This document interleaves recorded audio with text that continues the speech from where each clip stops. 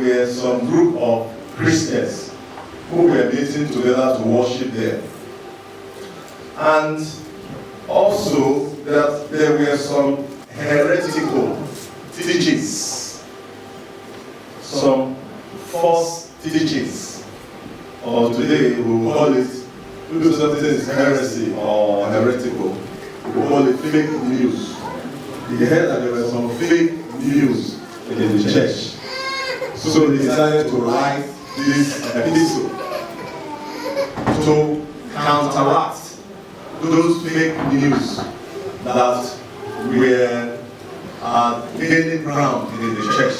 So anytime you look at Colossians, everything was written from that context to counter a belief or a doctrine which was anti-Christ. Christians have specific doctrines. And according to the Bible, it is a good thing that every believer be established, your faith be established in doctrine. It is our doctrine as Christians that gives us identity. Someone say identity. Identity. I didn't hear you well. Identity. One more time. Identity.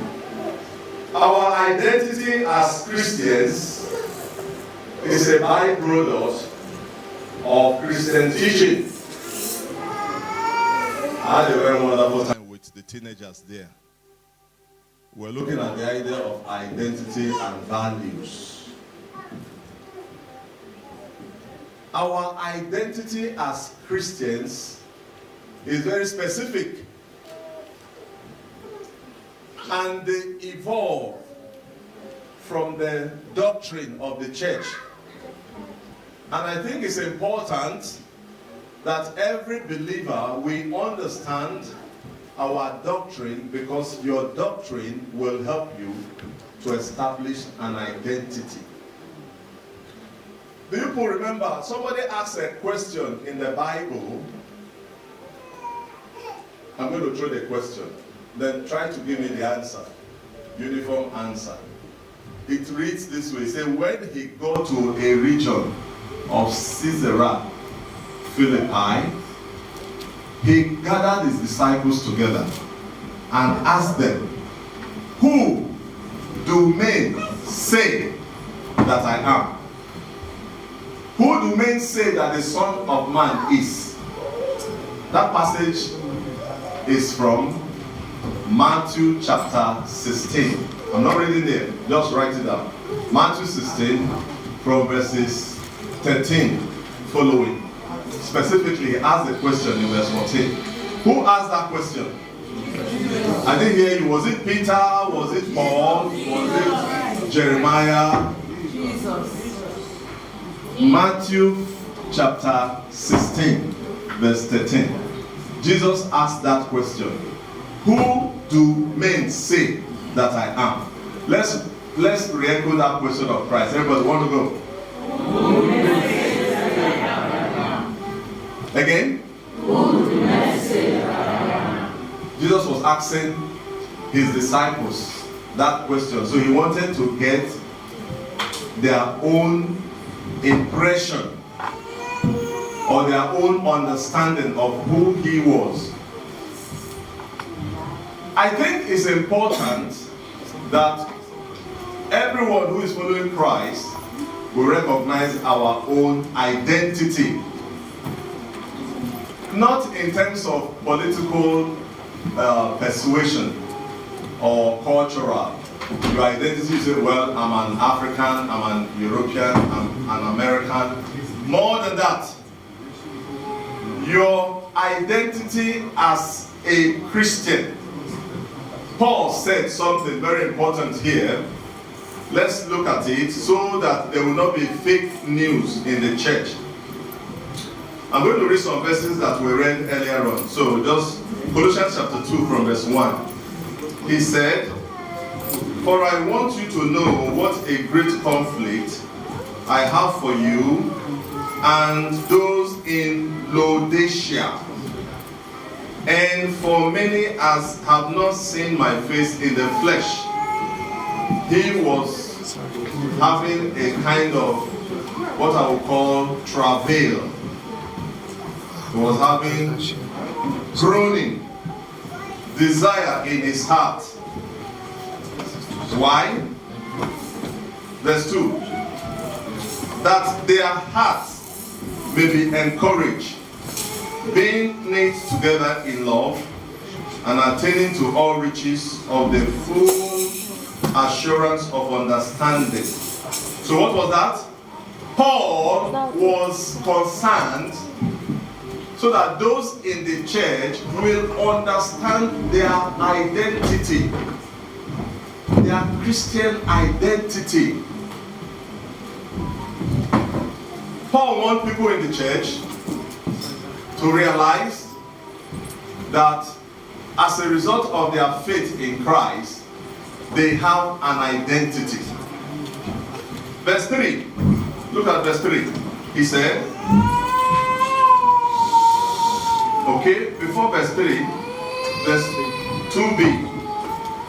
Being knit together in love and attaining to all riches of the full assurance of understanding, Paul was saying to the church, so that they will have the knowledge of the mystery of God, both of the Father and of Christ. And that mystery is that, verse 3, in whom, that is talking about an individual. Somebody say in whom. In whom. When I say, can you join me please? Say in whom. In whom. That is referring to an individual. So Paul was referring to an individual. That verse 3 is about somebody. We're going to see. Let's read it together. I want to go. In whom are hidden all the treasures of wisdom and knowledge. So Paul was praying that this new body of believers will have the understanding, and this understanding is about a certain mystery, a certain secret, and that secret is concerning an individual. In this individual is hid all the fullness and the treasures of God. Are you serious?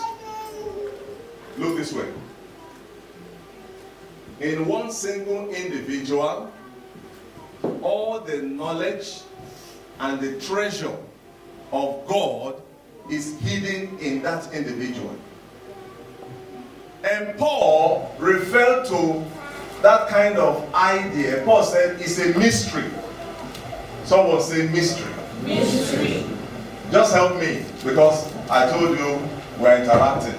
Everybody give me, if you know, say it at the same time. Give me the answer. What is the meaning of mystery? Want to go? Give me the answer. Come on, everyone speak. Hello, church. Hello. Wave your hand and say, I'm still here. Everybody do this way. If you don't wave, you are not here. I'm going to sit down now. Everyone, help me. Wave your hand and say, I'm still here. Thank you. If you are here, what is the meaning of mystery? Give me the answer. If you don't know, say I don't know. I don't want you to be silent. What is the meaning of his mystery? Again? Mystery. So this is mystery. This is a mystery. That is mysterious. What is the meaning of mystery? Everybody is not talking. Some of you, listen, listen, listen. Some of you, your neighbor is not talking. Say neighbor. Neighbor. Look at someone and say neighbor. Neighbor. The meaning of mystery. The meaning of mystery. Don't be looking at me. Look at your neighbor. You have a neighbor there. Look at your neighbor there. Someone sitting beside you. Say neighbor. Neighbor. The meaning of is something that is difficult to understand. Something that has a hidden meaning. itself to common sense understanding. That's philosophical meaning of mystery. Something that does not lend itself mystery. Something that does not lend itself to common sense understanding. So something that is non-physical. Have you heard about people talking about non-physical? Hello? Hi.